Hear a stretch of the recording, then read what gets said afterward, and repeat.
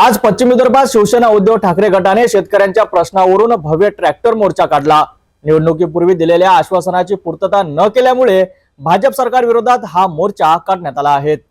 भाजप सरकारने निवडणुकीपूर्वी दिलेली आश्वासने 6 महिने उलटूनही पूर्ण न झाल्याने शेतकरी संतप्त झालेत। याच्या समर्थनार्थ शिवसेना उद्धव ठाकरे गटाने शेतकऱ्यांच्या मागण्यांसाठी पश्चिम विदर्भात भव्य ट्रॅक्टर मोर्चा आयोजित केला। भातकुली तालुक्यातील वडणी गावातून हा ट्रॅक्टर मोर्चा निघाला, तर अमरावतीतही ट्रॅक्टर मोर्चा मोठ्या प्रमाणात काढण्यात आला। या मोर्चात मोठ्या संख्येने शेतकरी सहभागी झालेत। शेतकऱ्यांच्या विविध मागण्यांसाठी हा मोर्चा काढण्यात आला असून भाजप सरकारवर आश्वासने पूर्ण न केल्याचा आरोप या मोर्चात करण्यात आला। या मोर्चाने पश्चिम विदर्भातील राजकीय वातावरण तापवले आहे।